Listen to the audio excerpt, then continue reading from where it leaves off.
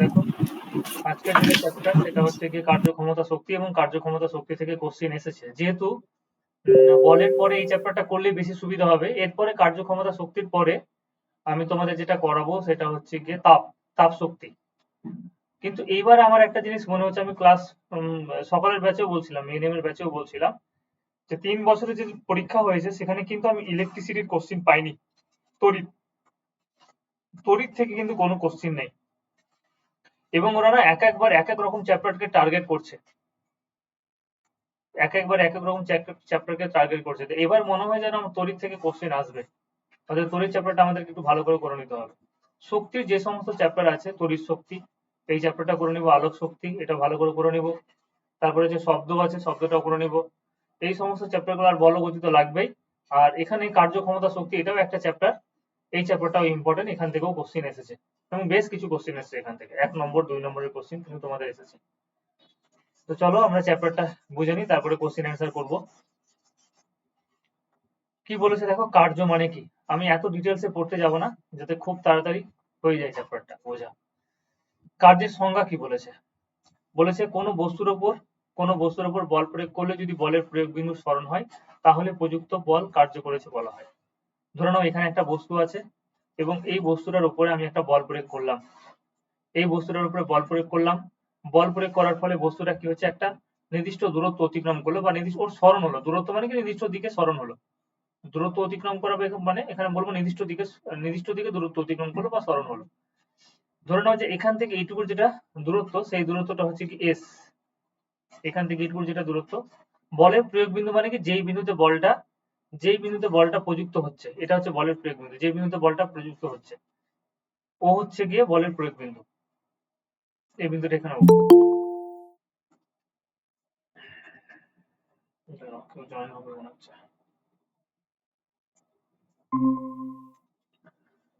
তাহলে কার্য মানে কি হয়ে গেল, ফোর্স। কার্যকে আমরা কি বলবো, ওয়ার্ক বলবো। ঠিক আছে, কার্য মানে কি হয়ে গেল, ওয়ার্ক। ওয়ার্ক মানে হচ্ছে প্রযুক্ত বল, যে বলটা আমি প্রযুক্ত করলাম, প্রযুক্ত বল, এবং বলের প্রয়োগ বিন্দুর স্মরণ। এখানে স্মরণ মানে দেখেই বুঝতে পারছে যে এখান থেকে এইটুকু জায়গা, এখান থেকে শুরু হচ্ছে এবং এখান থেকে এইটুকু।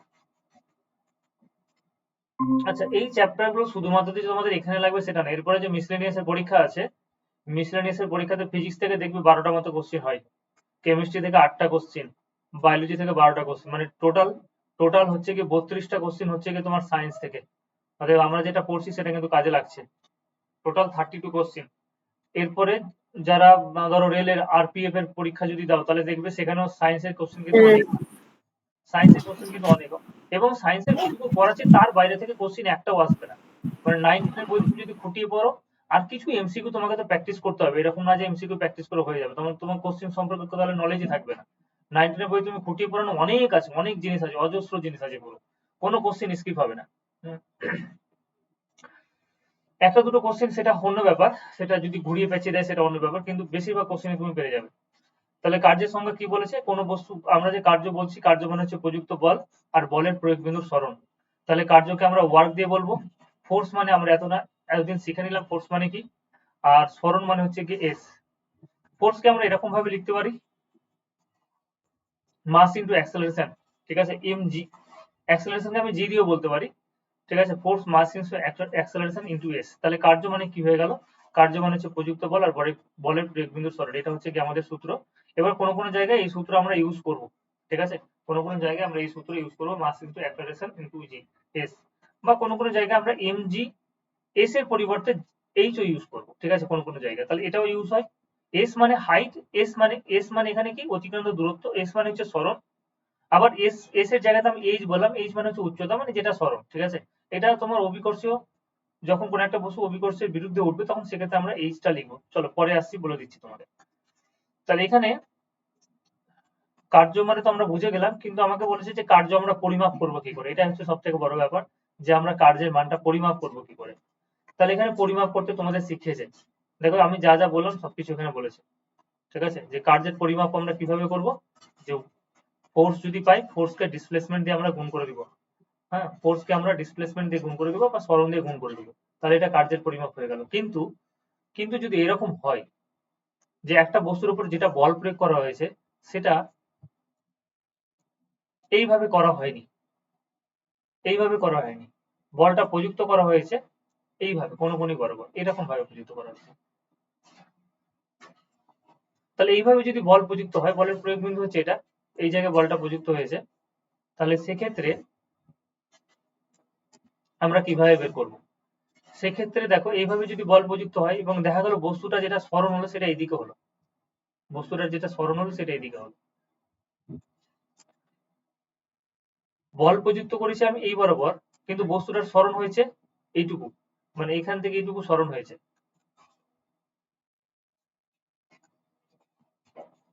এখান থেকে এইটুকু সরণ হয়েছে। তাহলে এটাকে যদি আমি এফ বলি, তাহলে সেক্ষেত্রে আমরা কিভাবে সরণ বের করব, সরি সেক্ষেত্রে আমরা বলের মানটা কিভাবে বের করব? আমরা তোমাদের এখন নিউটনের একটা সূত্র করেছিলাম, বলের উপাংশ আমরা বের করতে শিখেছিলাম, যে এই অ্যাঙ্গেলটা যদি থেটা হয়, এই অ্যাঙ্গেলটা যদি থেটা হয়, তাহলে এই বরাবর আমরা একটা উপাংশ পাবো, এবং এই উপাংশের মানটা যেটা হবে সেটা হচ্ছে এফ কস থেটা, আর এই বরাবর একটা উপাংশ পাবো, যেই উপাংশটার মান হবে এফ সাইন থেটা।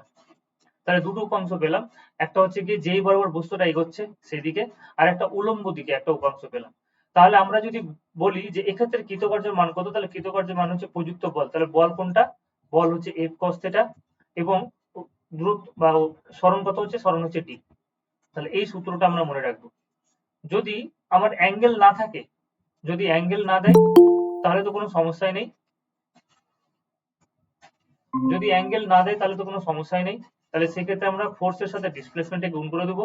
কিন্তু যদি অ্যাঙ্গেল দিয়ে দেয়, এরকম যদি তোমার অ্যাঙ্গেল দেওয়া থাকে যে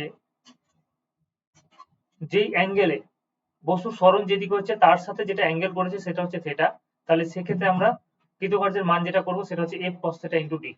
ঠিক আছে, এটা মনে থাকবে তো? এটা কিন্তু লাগবে, নাহলে কিন্তু হবে না।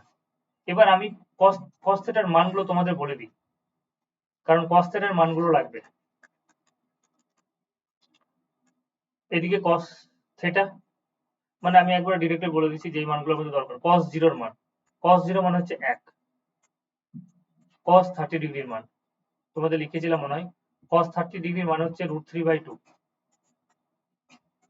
cos 45 ডিগ্রির মান, cos 45, এগুলো কিন্তু তোমাকে বলে দেবে না, 1/√2, cos 60 ডিগ্রির মান সেটা হচ্ছে 1/2, লাস্ট হচ্ছে cos 90 ডিগ্রির মান, এটা হচ্ছে কি কত? 0। ঠিক আছে, সাইনের মান হয়তো মনে করেছো।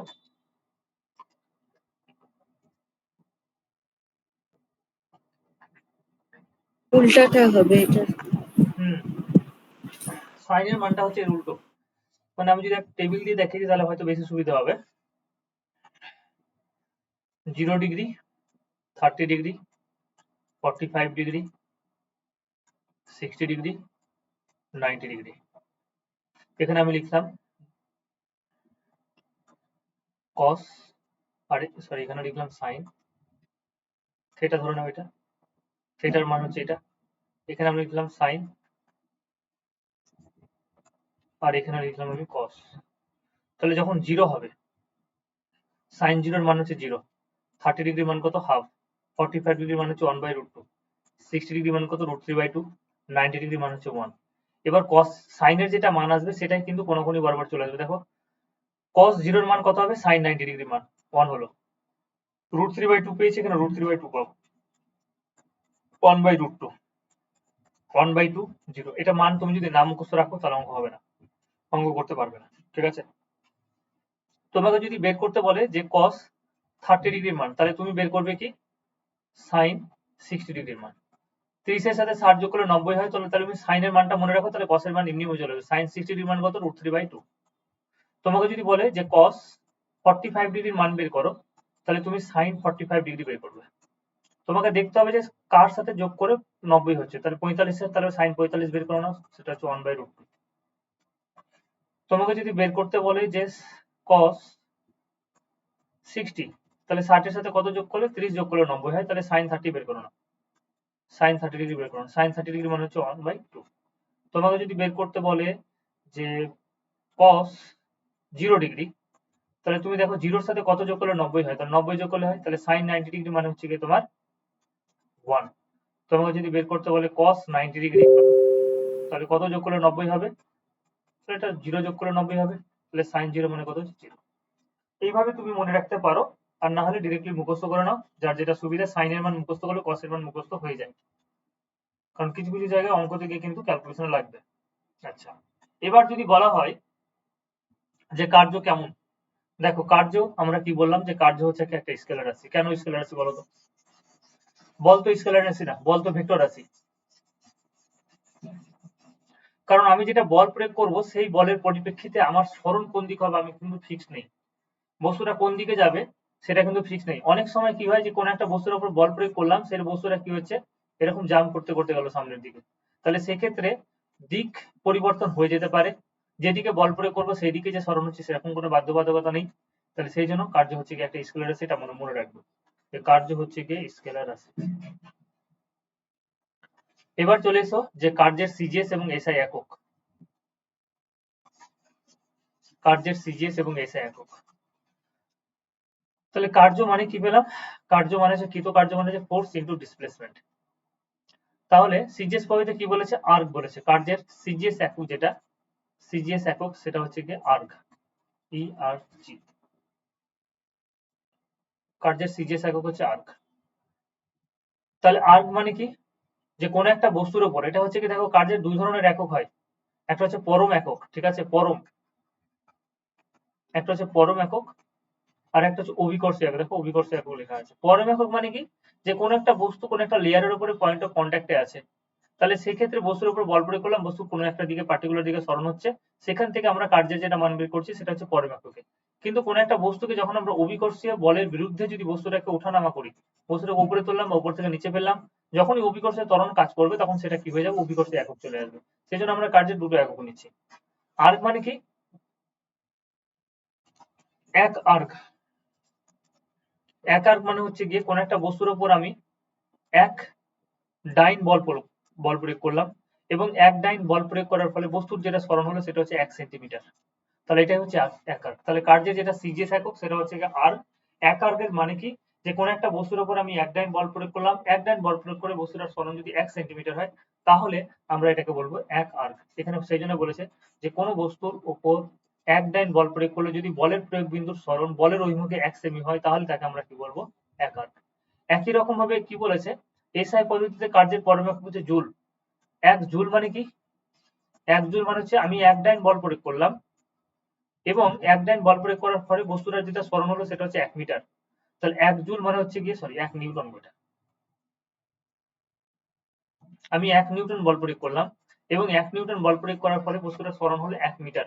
তাহলে এটা হয়ে গেল 1 জুল। তাহলে খেয়াল রাখবে এক আর্ক মানে হচ্ছে 1 ডাইন ইনটু 1 সেমি, আর 1 জুল মানে হচ্ছে 1 নিউটন ইনটু 1 মিটার। এটাকে আমি এরকম ভাবে লিখতে পারবো যে 1 ডাইন 1 ইনটু ডাইন সেমি, 1 ইনটু ডাইন সেমি, ব্যাস ডাইন সেমি হয়ে গেল। এবার যদি বলি যে আমি জুল এবং আর্গের মধ্যে যদি সম্পর্ক খুঁজি, বা এরকম দেখো যে 1 নিউটন মানে কত? তোমরা করেছো 1 নিউটন মানে হচ্ছে 10 to the power 5 dine, R 1 metre মানে হচ্ছে 100 সেন্টিমিটার, 100 সেন্টিমিটার। তাহলে এখানে 5টা শূন্য, এখানে দুটো শূন্য, তাহলে 7টা শূন্য হয়ে গেল। কি হয়ে গেল? ডাইন সেমি। এবার একটু আগে করলাম যে ডাইন সেমিকে আমরা সংক্ষেপে কি লিখে আসি? এক আর্ক। তাহলে কত হয়ে গেল? 10 টু দি পাওয়ার 7 আর্ক। তাহলে 1 জুল সমান কি পেয়ে গেলাম? 10 টু দি পাওয়ার 7 আর্ক। এটা যাতে মনে থাকে, ডিরেক্ট কোশ্চেন আসবে এখান থেকে। 1 জুল মানে হচ্ছে 10 টু দি পাওয়ার 7 আর্ক। বা অনেক সময় আমরা এসআই একক থেকে, জুল থেকে কার্যের যে এসআই একক থেকে যদি আমরা সিজিএস এককে নিয়ে যাই, তাহলে ডিরেক্টলি 10 টু দি পাওয়ার 7 দিয়ে গুণ করে দেবো, তাহলে আর্কে চলে আসবে। ঠিক আছে, বোঝা গেল ব্যাপারটা?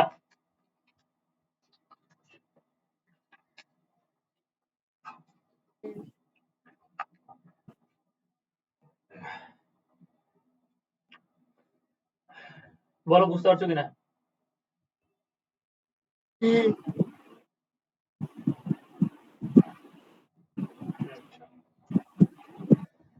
এরপরে তোমাকে যদি বলে কার্যের ব্যবহারিক একক কি, কোনটা আমরা বেশি ব্যবহার করি, তাহলে সেটা হচ্ছে জুল একক। ঠিক আছে, এটা হচ্ছে ব্যবহারিক একক, এটাই বেশি ব্যবহৃত হয়। অভিকর্ষ একক কি? অভিকর্ষ একক যেটা প্রথমে লেখা আছে দেখো, সেটা হচ্ছে 1 গ্রাম সেমি। যেমন বলের আমরা অভিকর্ষ একক করেছিলাম, গ্রাম ভার করেছিলাম। ঠিক আছে, 1 GF লিখেছিলাম গ্রাম ভার। এসআই পদ্ধতি কি লিখেছিলাম 1 KGF এরকম লিখেছিলাম। তাহলে একই রকম ভাবে কার্যেরও কি আছে অভিকর্ষ একক আছে।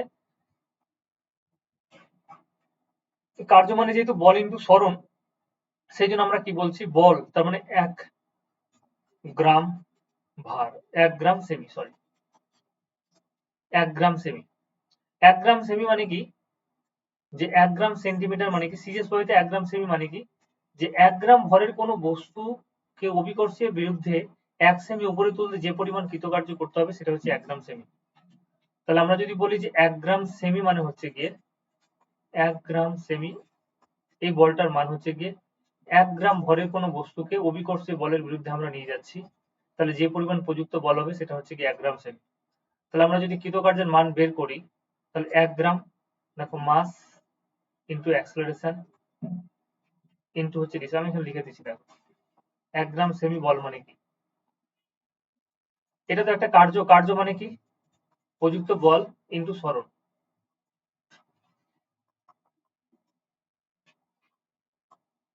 এটা একটা কার্য মানে ওয়ার্ক।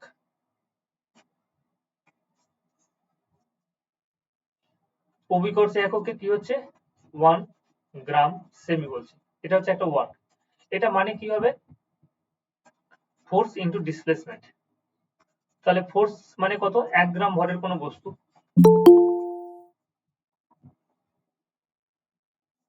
ফোর্স মানে হচ্ছে 1 গ্রাম ভরের কোনো বস্তু, এই 1 গ্রাম ভরের বস্তুকে আমরা কি করব অভিকর্ষের বলের বিরুদ্ধে আমরা নিয়ে যাব।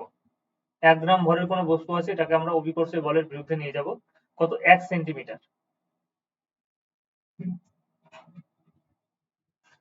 তাহলে ডিসটেন্স এটা হচ্ছে 1 সেন্টিমিটার। এবার ফোর্স মানে হচ্ছে মাস ইন্টু অ্যাক্সেলারেশন, তাহলে মাস হয়ে গেল 1 গ্রাম, অ্যাক্সেলারেশন মানে কত 981 লেখো, 980 লেখো একই ব্যাপার, 981 লেখো অথবা 980 লেখো একই ব্যাপার। ফোর্স মানে কি আমি এখানে লিখে দিচ্ছি দেখো, ফোর্স মানে হচ্ছে মাস ইন্টু অ্যাক্সেলারেশন, ঠিক আছে, ফোর্স মানে হচ্ছে মাস ইন্টু অ্যাক্সেলারেশন, অ্যাক্সেলারেশনের জায়গাতে এখানে জি আসবে কারণ অভিকর্ষ বলের বিরুদ্ধে কার্যরত হচ্ছে। তাহলে 1 গ্রাম জি মানে হচ্ছে কত 981, 981 হচ্ছে কি তোমার সেমি পার সেকেন্ড স্কয়ার লিখে দিলাম। আর আমি যেটা সরণ যেটা হচ্ছে সেটা হচ্ছে কি তোমার কত, সেটা হচ্ছে 1 সেন্টিমিটার। তাহলে এটা হয়ে গেল 1 গ্রাম ভার। এটা ক্যালকুলেশন যদি আমরা করি তাহলে কি পেয়ে যাব সেমি পার সেকেন্ড স্কয়ার, ছোট ভুল লিখলাম না তো,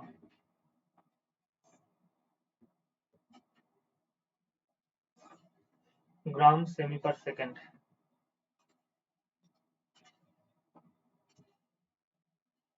ঠিকই আছে 981 গ্রাম সেমি পার সেকেন্ড স্কয়ার ইন্টু হচ্ছে সেমি।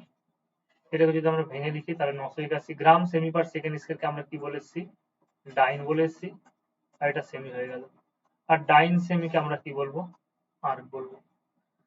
তাহলে মুদ্রা কথায় তোমাকে এটা জানতে হবে যে 1 গ্রাম সেমি যেটা বল সেটা হচ্ছে কত 981 আর্ক, 1 গ্রাম সেমি আমরা যেটা বল বলছি সেটা হচ্ছে কত 981 আর্ক।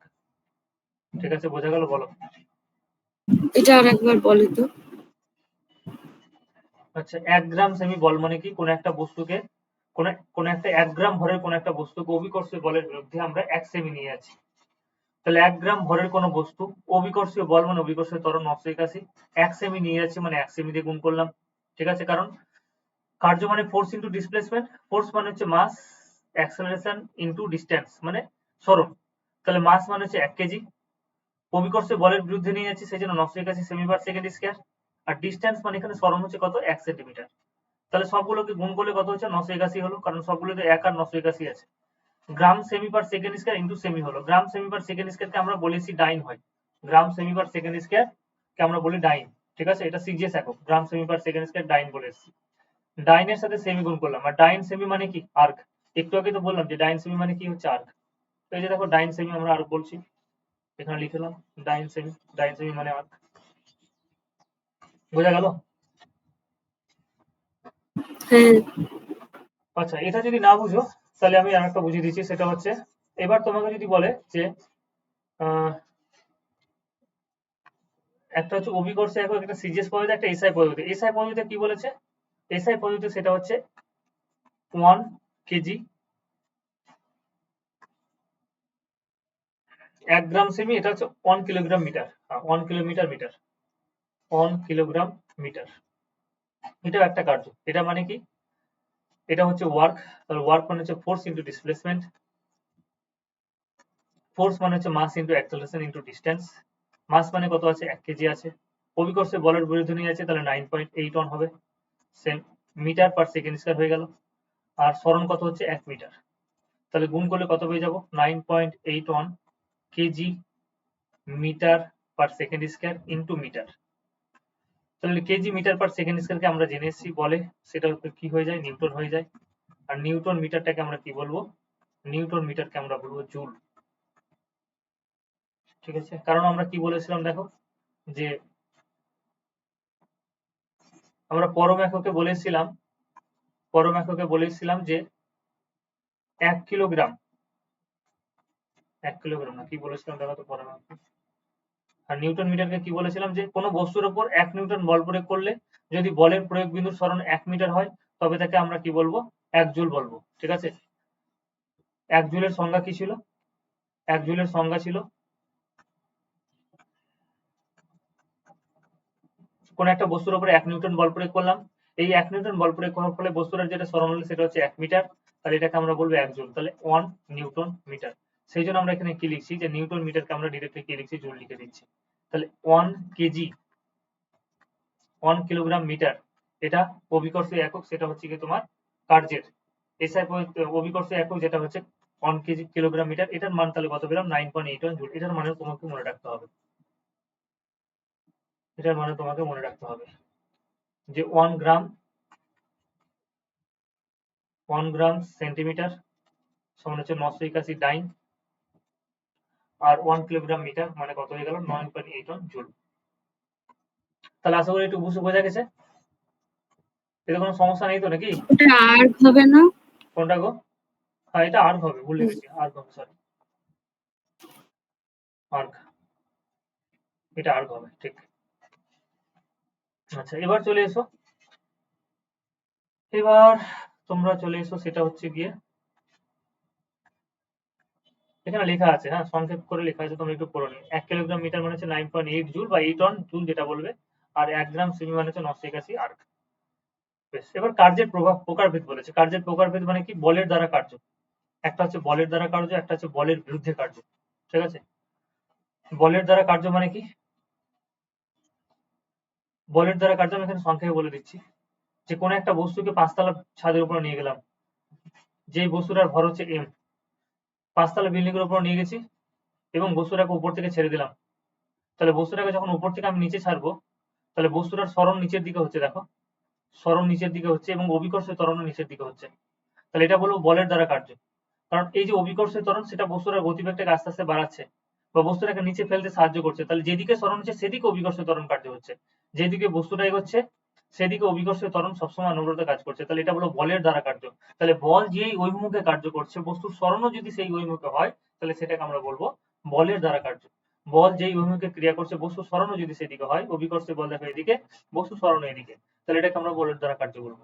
তাহলে এখানে কৃতকার্যের মান কত হয়ে যাবে? এখানে কৃতকার্যের মান হচ্ছে কি মাস ইনটু অ্যাক্সেলারেশন, মানে মাস ইনটু অ্যাক্সেলারেশন বলছি, ফোর্স ইনটু ডিসপ্লেসমেন্ট। তাহলে ফোর্স মানে হচ্ছে মাস ইনটু অ্যাক্সেলারেশন। এখানে যেটা ত্বরণ কাজ করছে সেটা হচ্ছে কি জি, অভিকর্ষে ত্বরণ কাজ করছে। আর ডিসপ্লেসমেন্ট যেটা গেল, সেটা ধরে নাও এখান থেকে এখান, এই কেন্দ্রবিন্দু থেকে এই পর্যন্ত যেটা দূরত্ব সেটা হচ্ছে এইচ, তাহলে আমরা ডি এর জায়গায় এইচ লিখলাম। তাহলে ওয়ার্ক সমান কত পেয়ে গেলাম? mgh। তাহলে বলের দ্বারা কার্য কত হয়ে গেল? mgh। বলের দ্বারা কার্যের যেটা মান পেলাম সেটা হচ্ছে mgh। এবার বলের বিরুদ্ধে কার্য মানে কি? বলের বিরুদ্ধে কার্য মানে ভূমিতে আছে কোন একটা বস্তু, ওকে 5 তলা বিল্ডিং এর উপরে তুলবো, এই বস্তুটাকে আমি 5 তলা বিল্ডিং এর উপরে তুলবো এবং এখান থেকে এইটুকুর যেটা হাইট সেটা হচ্ছে h। অভিকর্ষ ত্বরণ হচ্ছে এইদিকে কাজ করছে, তুমি বস্তুটাকে তার বিপরীত দিকে কাজ করাচ্ছ, সরণ বিপরীত দিকে হচ্ছে, এইদিকে সরণ হচ্ছে। তাহলে সেক্ষেত্রে যে পরিমাণ আমাকে কৃতকার্য করতে হচ্ছে সেটা হচ্ছে বলের বিরুদ্ধে কৃতকার্য। এক্ষেত্রেও মান কি হবে? একই হবে, ফোর্স ইনটু ডিসপ্লেসমেন্ট। ফোর্স মানে হচ্ছে m, অভিকর্ষ ত্বরণের বিরুদ্ধে কাজ করতে হচ্ছে, আর ডিসটেন্স মানে কত, যা ডিসপ্লেসমেন্ট কত হচ্ছে h। তাহলে দুটোর মান কিন্তু একই, কিন্তু একটাকে আমরা বলের দ্বারা বলবো, মানে বল যেদিকে হচ্ছে সেদিকে সরণ হচ্ছে, আর একটাকে বলবো বলের বিরুদ্ধে কৃতকার্য, যেদিকে বল, কিন্তু যেদিকে তোমার অভিকর্ষ ত্বরণ কার্য করছে তার বিপরীত দিকে আমরা বস্তুটাকে নিয়ে যাচ্ছি। বোঝা গেল ব্যাপারটা?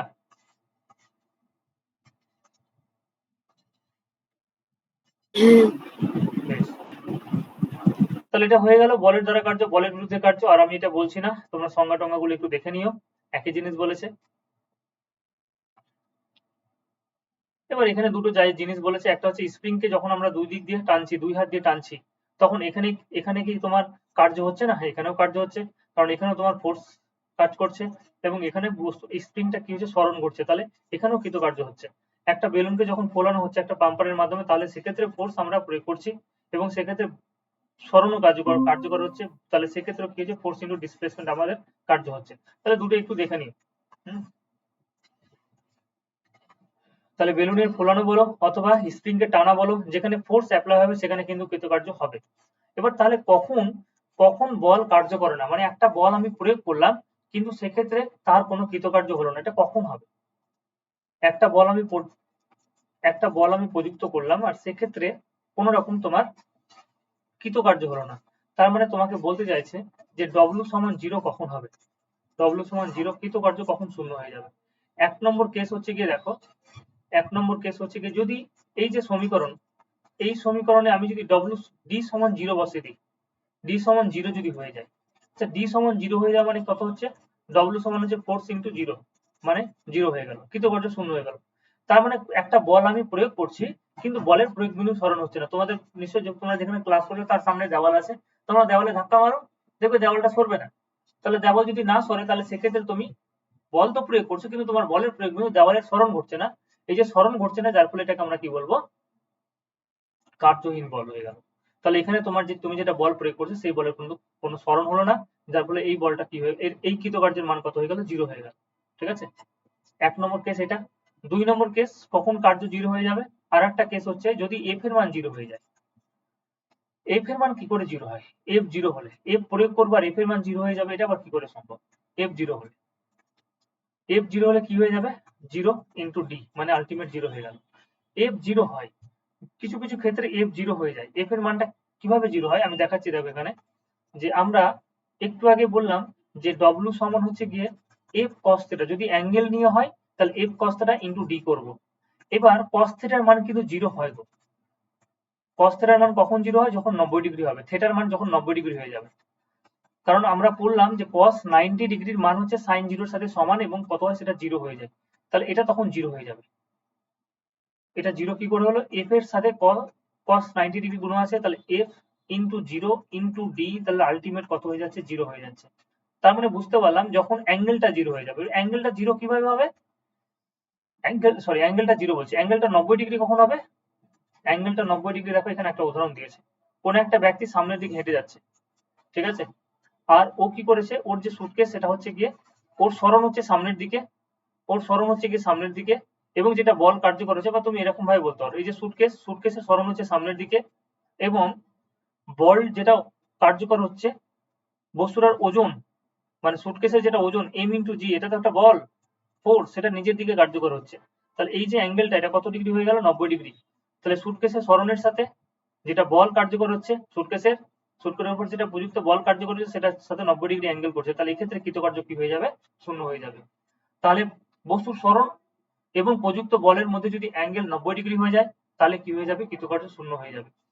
বলছে সরণের অভিমুখ, বলছে সরণ তো হচ্ছে, তাই না? হ্যাঁ, এখানে সরণ হচ্ছে তো, কিন্তু এই যে বলটা যে সুটকেসের যেটা ওজন সেটা নিচের দিকে কার্যকর হচ্ছে, প্রতি মুহূর্তে সরণ হচ্ছে এবং কি হচ্ছে, 90 ডিগ্রি অ্যাঙ্গেল করে আছে প্রতি মুহূর্তে।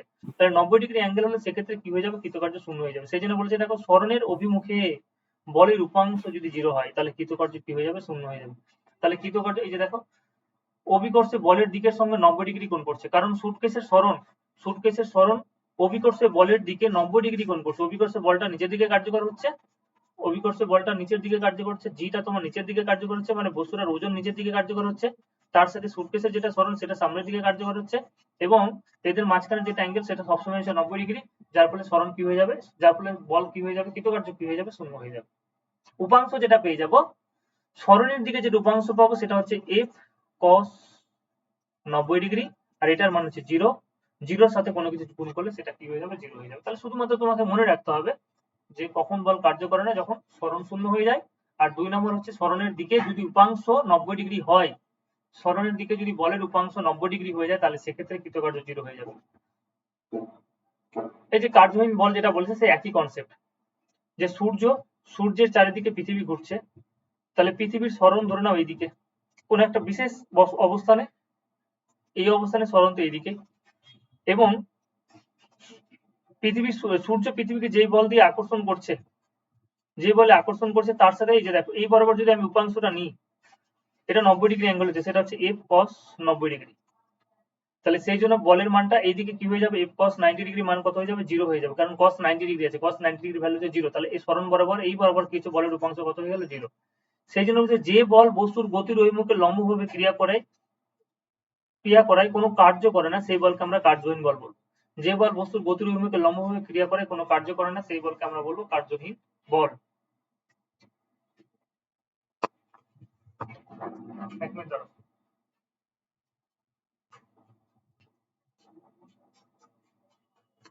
বোঝা গেল ব্যাপারটা? কার্যহীন বল কখন হ্যাঁ হবে?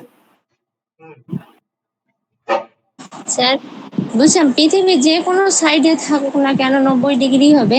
হ্যাঁ 90 ডিগ্রি হবে। ঠিক আছে। তুমি হয়তো এই জিনিসটা ভাবছো,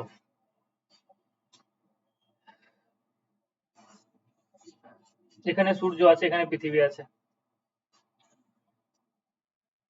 সূর্য টানছে পৃথিবীকে, পৃথিবী সূর্যকে টানছে, তাহলে এই পার্টিকুলার জায়গায় পৃথিবীর যেটা সরণ সেটা হচ্ছে ধরে নাও এই বরাবর ঘুরছে, এইদিকে ঘুরছে, এইদিকে যাচ্ছে, ঘুরবে তো বৃত্তাকার পথে, কিন্তু এই মুহূর্তে এর সরণ হচ্ছে এইদিকে, তাহলে এর মাঝখানে অ্যাঙ্গেল হচ্ছে 90 ডিগ্রি। এই 90 ডিগ্রি হওয়ার জন্য যেদিকে বস্তুটা ঘুরছে সেই বরাবর যদি উপাংশ বের করি তাহলে f cos 90 ডিগ্রি চলে আসে। 90 ডিগ্রি হলে তখন কার্যহীন বলের মধ্যে চলে এলো, মানে কৃতকার্য 0 হয়ে গেল। বেশ, এখানে কিছু সুন্দর সুন্দর কোশ্চিন দেওয়া আছে, ঠিক আছে, এই কোশ্চিন গুলো তোমরা করো, আমি একটা কোশ্চিন দেখিয়ে দিই, ঠিক আছে, এই কোশ্চিন গুলো অবশ্যই তোমরা দেখবে, নিজেরা করবে, আমি তো এক্সারসাইজে কোশ্চিন আছে সেই কোশ্চিন গুলো করাবো, ঠিক আছে, কিন্তু এক্সারসাইজের থেকেও এখানে সুন্দর কোশ্চিন, কিছু কোশ্চিন দেওয়া আছে, আমি তবে একটা কোশ্চিন একটা দুটো বলে দিচ্ছি। দেখো, এক ব্যক্তি 60 নিউটন বল প্রয়োগ করে একটি রোলারকে ঠেলে 30 মিটার দূরত্ব সরালো, ভূমির সঙ্গে রোলারটি 60 ডিগ্রি কোণ করে থাকলে কৃতকার্যের মান কত হবে? তাহলে যখন অ্যাঙ্গেল দিয়ে দিবে তখন সূত্র এটা লাগাবো, চোখ কান নাক বন্ধ করে, যখন অ্যাঙ্গেল দিয়ে দিবে তখন আমরা সূত্র লাগাবো কৃতকার্য সমান f cos 90 degree into d। যখন অ্যাঙ্গেল দিবে তখন এটা সূত্র লাগাবো। f মানে কত নিউটন বল প্রয়োগ করছে, 60 নিউটন, 60 লিখে নাও। সবগুলো এসআই এককে করবে, দেখো নিউটন হচ্ছে এসআই এককে আছে, বল এসআই এককে আছে, দূরত্ব তুমি দেখে নাও যে এসআই এককে আছে কিনা, দূরত্ব হচ্ছে তোমার মিটার এককে আছে, তোমার ফোর্স যেটা দিয়েছে সেটা 60 নিউটন, সেটা হচ্ছে এসআই এককে দেওয়া আছে, ডিসপ্লেসমেন্ট যেটা ডি, যেটা 30 মিটার, সেটাও এসআই এককে দেওয়া আছে। তাহলে এবার সূত্র ইউজ করো না, 60, আচ্ছা এখানে থিটার মান কত দেওয়া আছে, থিটার মান হচ্ছে 60 ডিগ্রি, তাহলে আমি সূত্রটা একটু ভুল লিখেছি, হ্যাঁ, কার্যহীন বলের জিনিস লিখে দিয়েছি, f cos theta into d, f cos theta into d, তাহলে f এর মান হচ্ছে 60, cos থিটা মানে কত 60 ডিগ্রি, ইনটু d, d মানে কত 30 মিটার, কোনো একক লিখবে না, 60, cos 60 মানে sin 30, cos 60 মানে sin 30, কারণ sin 30 এর মান cos 60 ডিগ্রির মান সেম, সেজন্য আমি sin কে ভাববো, cos 60 মানে sin 30, sin 30 মানে হচ্ছে হাফ ইনটু 30, 2 দিয়ে কাটো কত হচ্ছে 30, 30 30 কত হয়ে গেল 900। তাহলে এখানে কৃতকার্য কোন এককে নেব বলো, কৃতকার্য দেখো, কৃতকার্য সিজিএস একক হচ্ছে আর্ক, এসআই একক হচ্ছে জুল, যেহেতু এসআই এককে সব অঙ্ক করেছি, যেহেতু এসআই একক নিউটন মিটার এগুলো সব এসআই একক, তাহলে এখানে কি হবে এসআই একক নিতে হবে, তাহলে কৃতকার্যের মান কত পেয়ে গেলাম 900 জুল, কৃতকার্যের মান পেয়ে গেলাম 900 জুল। 2 নম্বর কোশ্চেন কি বলেছে দেখো, যে একটি বস্তুর উপর 2 নিউটন বল প্রয়োগ করায় বস্তুটির সরণ 50 সেমি হয়, তাহলে কৃতকার্যের পরিমাণ কত? কোশ্চেন নম্বর 2 আমাকে যেটা বলে দিয়েছে, f মানে হচ্ছে 2 নিউটন বল প্রয়োগ করেছো, সরণ যেটা আমাকে বলে দিয়েছে d, এখানে d দিয়ে বলা হচ্ছে 50 সেমি, তাহলে এটা কিন্তু সেম একক হলো না, একটা নিউটনে আছে মানে একটা এসআই এককে আছে, একটা সেমিতে আছে, তাহলে সেমিটাকে মিটার করে নাও, সেমিটাকে মিটার করে নাও, তাহলে 100, তাহলে সেমিটাকে আমরা মিটার করে নিলাম, তাহলে সেমিটাকে মিটার করলে কত হচ্ছে দেখে নাও, হাফ মিটার, সেমিটাকে মিটার করলে আমরা পেয়ে গেলাম হাফ মিটার, তাহলে সেক্ষেত্রে আমরা যদি কৃতকার্য বলি, কৃতকার্য মানে হচ্ছে ফোর্স ইন্টু ডিসপ্লেসমেন্ট। ফোর্স মানে কত? 2। আমি একক লিখছি না, ফোর্স ইন্টু ডিসপ্লেসমেন্ট। ডিসপ্লেসমেন্ট মানে কত? হাফ। ক্যালকুলেশন করো, কত পেয়ে গেলাম? 1। তাহলে এটা কোন এককে দিব? এটা হচ্ছে কি তোমার জুল এককে দিব, কারণ এটা নিউটনে আছে। এসআই একক, এটাও হচ্ছে এটা হচ্ছে কি এসআই এককে আছে। তাহলে কত হয়ে গেল? জুল হয়ে গেল। তাহলে কৃতকার্যের মান কত পেয়ে গেলাম? 1 জুল পেয়ে গেলাম। বোঝা গেল ব্যাপারটা? বোঝা যাচ্ছে তো নাকি?